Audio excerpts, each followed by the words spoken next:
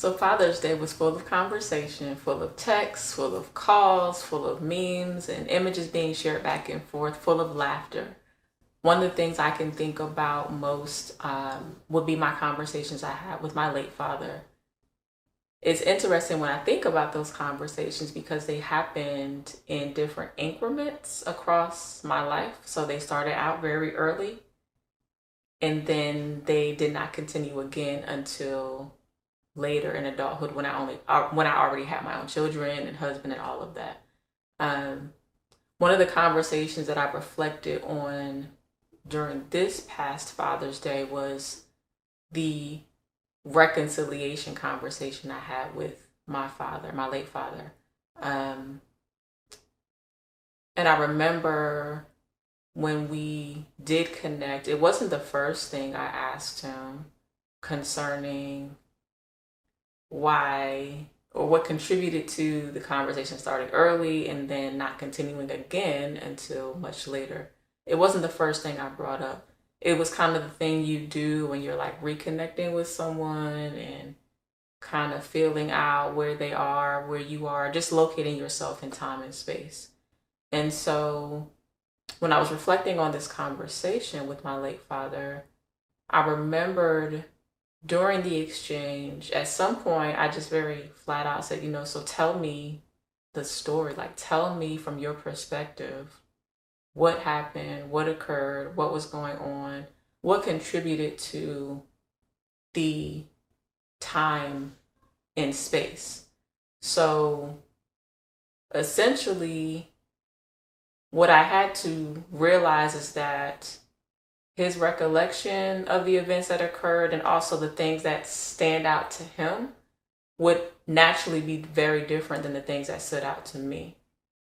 Both what was happening for each of us during that particular period of time and also the stages that we were in. And I can say developmental stages because sometimes we think about people having evolved to this place just because they are of a certain age, but really our experiences can be very easily shaped by developmental points or planes. So I had to just listen through fresh ears, and allow myself to just take in the experiences that he chose to highlight and share during this conversation. So one of the things that he pointed out during our exchange was that there was an incident. He said, yeah, so I remember somebody in the family got some pictures, and I remember wondering, where are my pictures?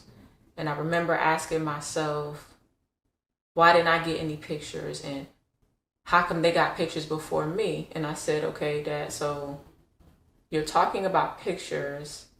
Help me understand which pictures you're referring to. Yeah, the pictures that you sent to so and so, and I was trying to figure out, what happened, and y'all must have not really thought about me. You probably didn't want anything to do with me anymore because since I didn't get no pictures, I figured, well, that was that. So I had to say, Dad, I wasn't aware of any pictures. I'm not even aware which pictures you're referring to and what point in time you're referring to the pictures.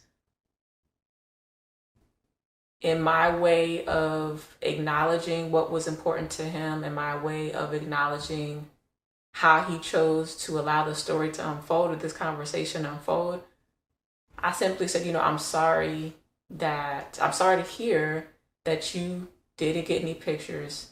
I didn't have much control over that because at the time I was a child. So I'm not really clear as to what happened with the pictures.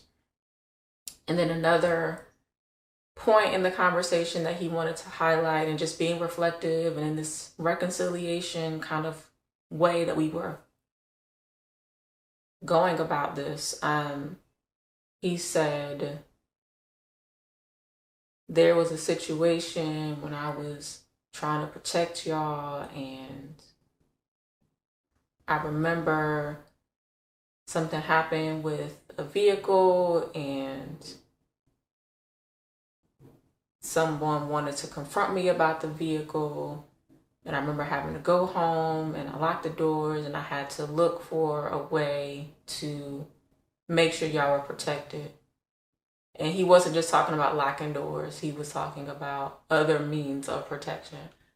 And I don't remember this incident. We were very young at this time. But again, he highlighted that piece.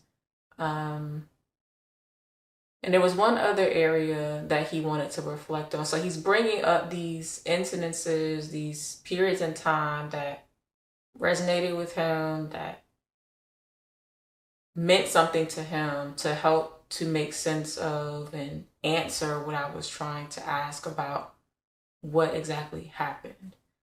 And at some point in the conversation, I just had to say that I acknowledge the things that you remember. I acknowledge what you felt contributed to those particular points in time. But to be honest with you, neither one of us can do anything about pictures. Neither one of us can do anything about a dispute with the car and whatever other number of incidences that you're remembering. What we can do is decide how we want to move forward.